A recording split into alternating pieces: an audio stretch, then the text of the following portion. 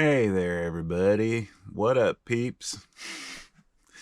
Well, I just was reading through and flipped to a random page in this Marcus Aurelius Meditations book, which I got for my son for Christmas.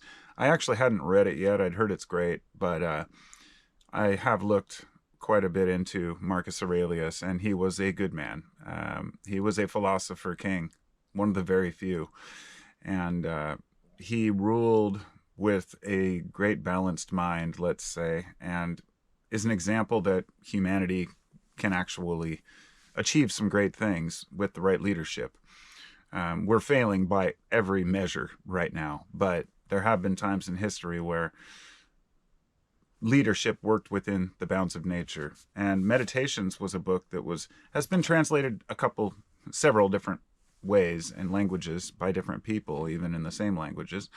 And this translation is from Gregory Hayes, an associate professor of classics at the University of Virginia. And so I really just wanted to read the page that I opened to randomly, because my thought was, I'm just going to open to a random page and see what it says. And then I thought, maybe I'll just share. So I'm going to read this whole page here from... Now these are notes, and I'll make a slight pause between each group. These numbered 36, 37, 38, 30, they're numbered because these were notes that he took throughout his life, and as a leader, he would make these little notes. I totally, I have notebooks beyond notebooks of just thoughts and ideas and philosophies that I want to remember. So I understand where he came up with that and why it was so important to people that found it. And the musings that we have throughout our lives can be easily forgotten if they're not documented. And writing things down on paper can be very rewarding when you look back on it. So without further ado, I'll just pause between each section because they're all within the same point and context, but they're different entries.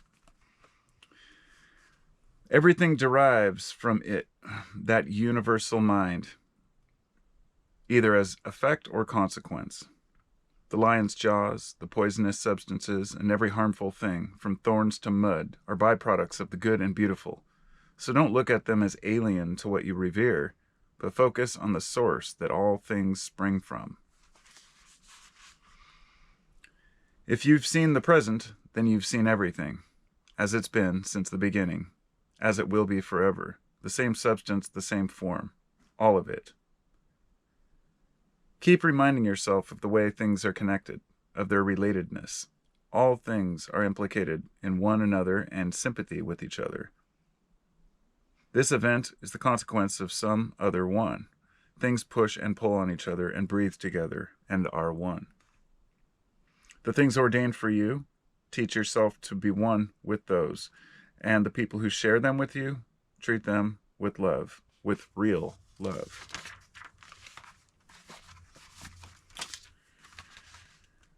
Implements, tools, equipment. If they do what they were designed for, then they work, even if the person who designed them is miles away. But with naturally occurring things, the force that designed them is present within them and remains there, which is why we owe it special reverence, with the recognition that if you love and act as it dictates, then everything in you is intelligently ordered, just as everything in the world is. You take things you don't control and define them as good or bad.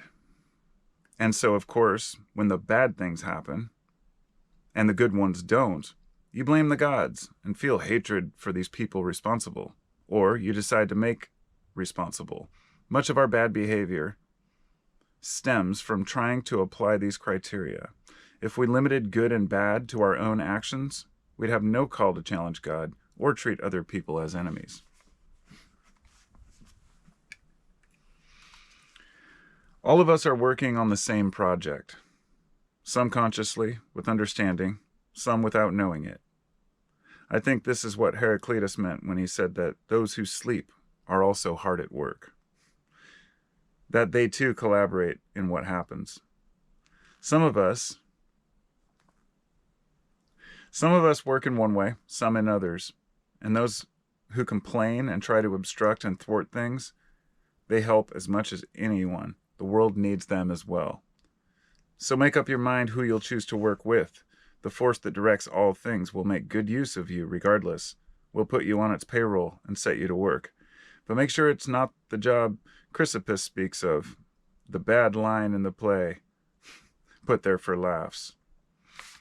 And, I could, in better light, with better glasses, I could read on, but just that page is like so many gems of wisdom to basically accept things as they are in the natural world. I think people misinterpret this to think that it just means you have to be stoic and not be fazed by anything, or that you have to. The other counter to that is that being what somebody would call a progressive, somebody who is always constantly trying to change things and improve things. Somewhere in the middle lies the balance of accepting things the way they are and changing some aspects to benefit people, but also to benefit the planet, to benefit the future. And it's very difficult to tie all of the different needs together.